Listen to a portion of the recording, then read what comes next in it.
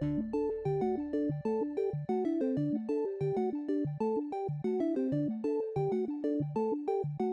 there, and welcome to the Video Game Collectible Show, the show that introduces you to the world of video game merchandise.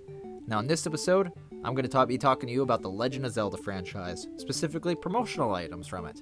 Now as a Zelda collector, I have seen many things in my experiences, and today I would actually like to specifically talk about the ones from the cel-shaded games, starting with Phantom Hourglass. Now what we have here is a keychain. So of course the keychain is really only about 1 inch tall. This little guy, depending on when you're able to purchase it, is going to run you from $30 to $100, depending on how lucky you are. Now I know that's quite the vast price range, but in the past, I've seen them go for around $70 on average. But recently, probably because of the bad economy, people have actually been departing with them for as low as $35. And as far as its origins are concerned, I'm not really sure, other than it was an employee item. What kind of employee? GameStop? Nintendo? I actually really don't know. Its origin stories vary, just like this next item, which is a bobblehead from The Legend of Zelda: The Wind Waker.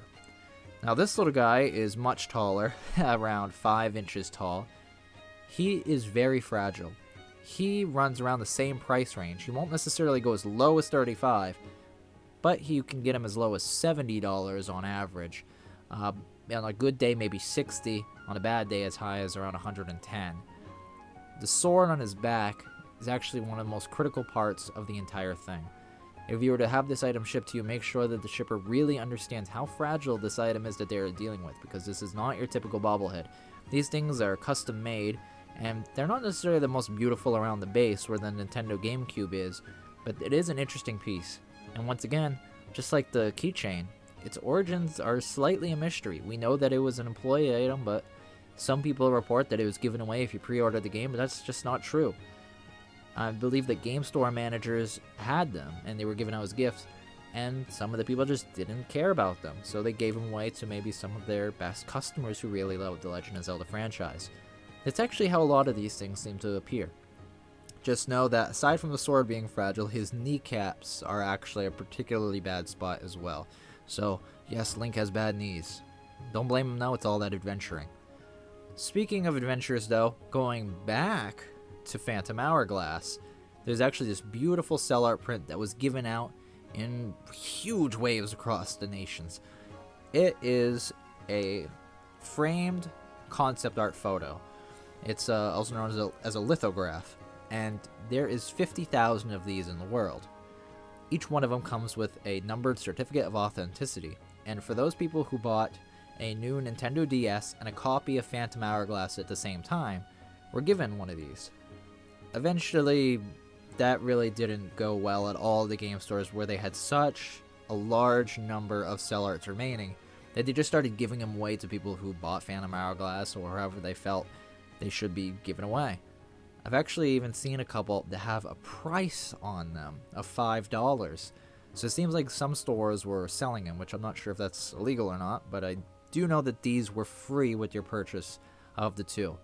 So with 50,000 of these in the world, these actually go around $14 with shipping included. That's about the average price. On a good day, you could actually get it as low as $8 with shipping. On a bad day, as high as $20. Now the last item I'm going to leave you with is a really, really expensive item, going back to Wind Waker once more.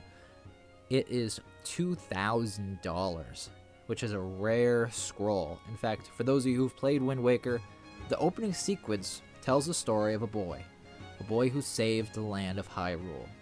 And it's all done on this beautiful artwork that appears to be parchment styled. Well, that was brought to the real world in the form of an 8-foot-long scroll. This item, once again, is a complete mystery on how it actually came to be. They are so rare, only a handful of these really exist. I know of about 8 of them in existence so far off the top of my head, and I'm one of those collectors who have one. If you'd like to see more detailed about that item in particular, there's going to be a link in the video description below. Now, if there is anything that you would like for us to cover in the future on the Video Game Collectible Show, please leave a comment below, and hopefully we'll cover your favorite franchise, or if there's even some items that maybe you grew up with, we'll be glad to feature them here. So again, welcome to the Video Game Collectibles Show, and I will see you on another episode at another point. Thank you for watching.